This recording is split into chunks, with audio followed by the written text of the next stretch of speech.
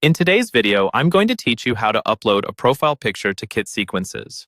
We'll walk through the simplest and most reliable way to get your photo showing up everywhere it needs to inside Kit. The method I'll show you is the Global Account Photo, which is the recommended option because it automatically updates your image across all of your sequences and broadcasts. That means you only have to do this once, and Kit will handle the rest. Start by opening Kit and looking toward the bottom left corner of your screen. There, you'll see your current account name and avatar. This might be a default icon if you've never uploaded a photo before.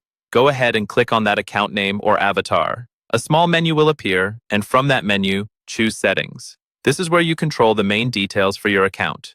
Once you're in Settings, you should land on the Account tab. If not, just click on Account at the top to make sure you're in the right place. Inside this tab, look for the section labeled Profile Photo. This is where you'll upload or change the picture that represents you across Kit. In the Profile Photo section, click on the button that says Choose a File. This will open a file browser window on your computer. From here, navigate to the folder where you keep your photos and select a clear headshot. Ideally, use a recent high-quality image where your face is well lit and centered.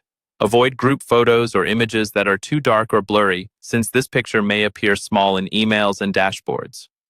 After you've selected your file, confirm the choice in your file browser. You should now see a preview of your new profile photo inside Kit. Take a quick look to make sure it's not cut off in a strange way and that it looks professional enough for your audience. When you're happy with how it looks, go to the top of the page and click Done.